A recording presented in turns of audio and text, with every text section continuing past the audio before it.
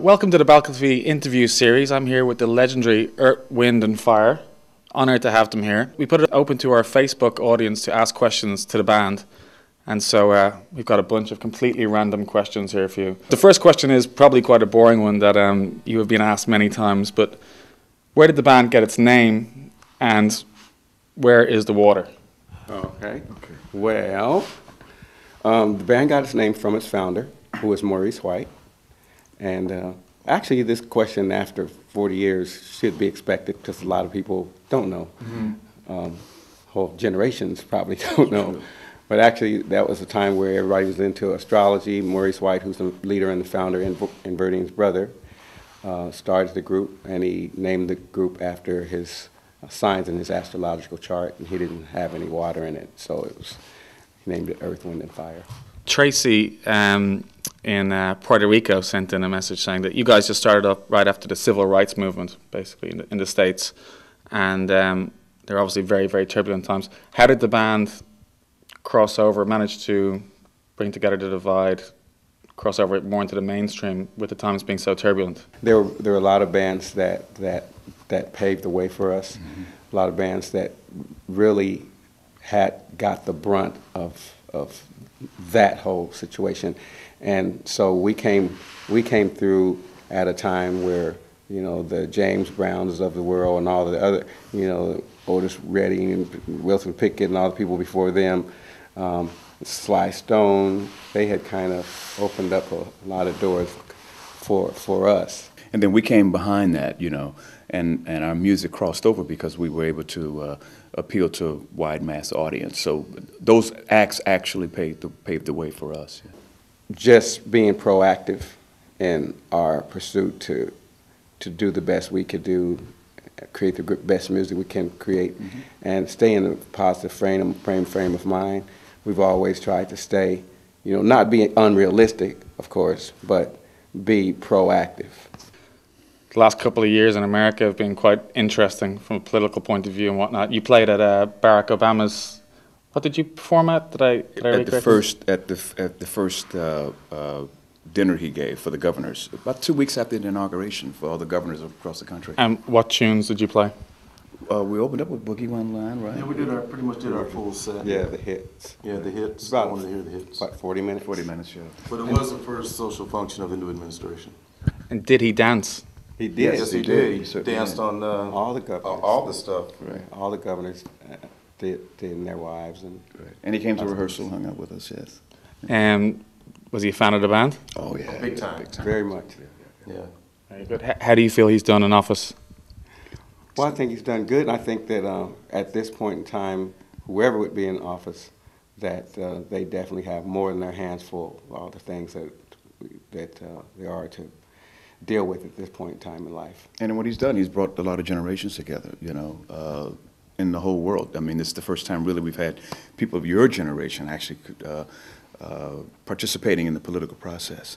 So what he did, he brought a lot of things together, like music did at one time. That's what he's done in his arena. Michael Jackson passed away. Did the band have any relationship with Michael Jackson? How did they feel about the music, and how does it feel now? I mean, obviously such an icon. Well, of course, I mean, you know, that's such a void for everybody. You always be sorely missed in the contributions that he made, not only he, but him, but his whole family, and the Motown era was, you know, monumental. And so it was, you know, quite a tragedy. But I think that what he laid down artistically, you know, there's going to be somebody that's going to come up, you know, with all that inspiration, you know, and pay great tribute to him. You know, there's an artist in the wing, a young man or one young woman in the wing somewhere. I think one of the questions that we were thinking about earlier on is as we were listening to all your music, and you know, we got a sense that, you know, black music back in a certain day was a lot more richer, I feel, than it is today. Well, and when we started, of course, it was a lot of different kind of music. As Philip was saying, it was not only us; it was tons of other bands. It was, you know, you had pop music and R&B music, and they were all sort of meshed together. So it was a really, when you look, we call it sort of like now the golden age of music, because, you know, back in black music, you had what, Gamble and Huff, What else did we have, Ralph? We had Motown, right? Motown, yeah, you had Stax, you know. There was a lot going on in the 70s, for sure, 60s and 70s. Of course, Motown being kind of the icon black music outlet. But it just kind of developed from there, you know. And that was the first time we also had movies, too, you know, that featured African-American artists. And you had Superfly. Oh, start naming them. Right. Right. I think that the diversity in music was as, you know, varied as our communities back in, you know, those days.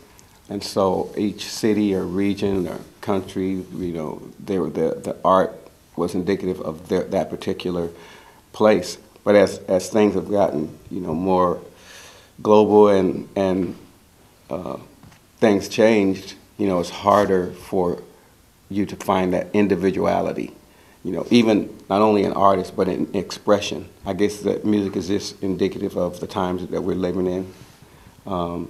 Back in those, you know, back in those days. Back in the good old days.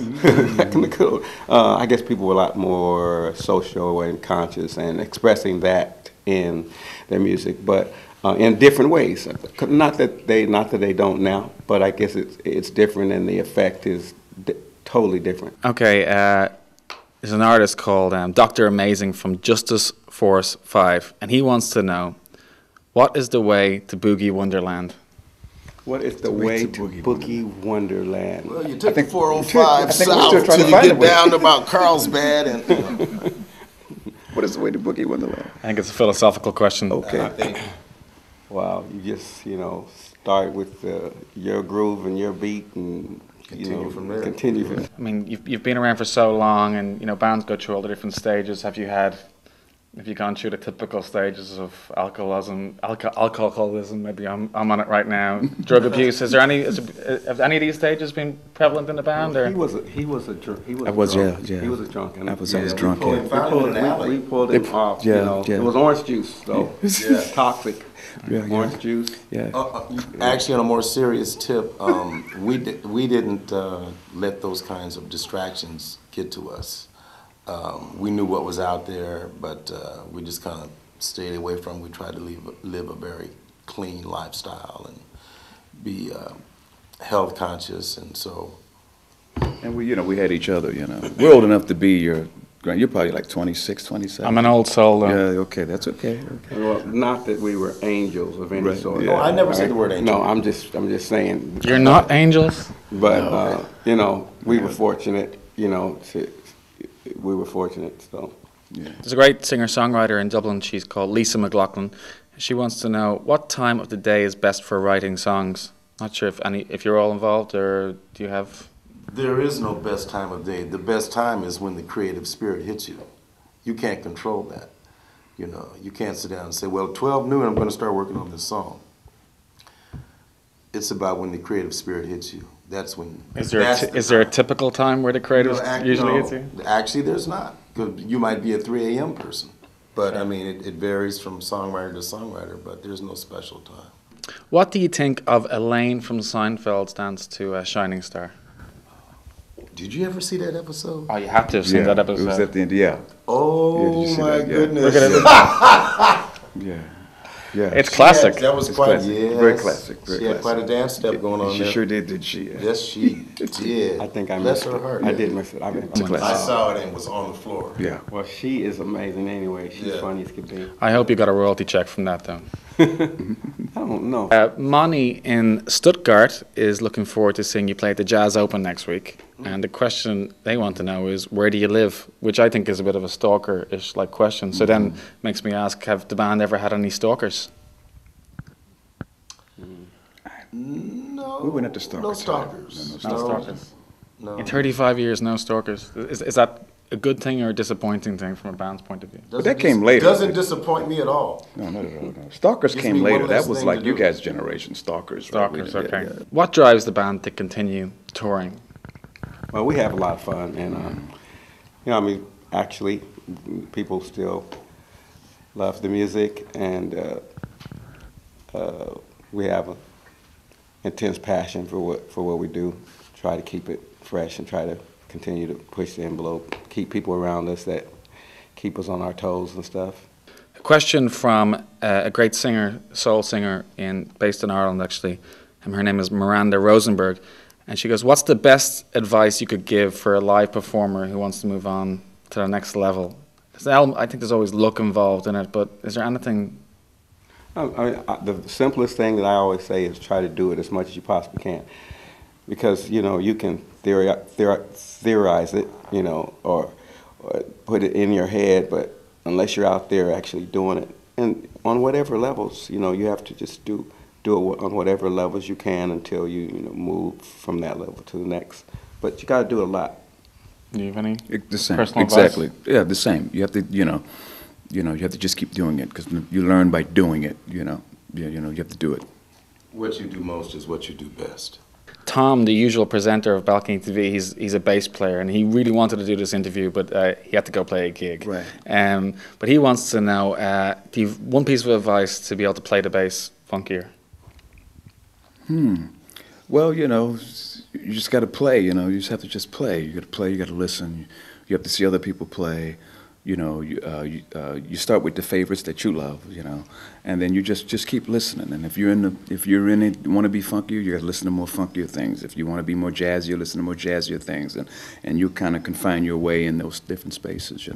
Cool. And finally, just what's coming up for the band in the next few months? There's some personal projects and continue touring. Then we're going to get back in the studio when we get home, start writing and stuff for a new project. We're excited about that. Mm-hmm. Listen, guys, thank you very much. Honored to have you here. And tune in again to the BalconyTV interview series and check out the guys. All right.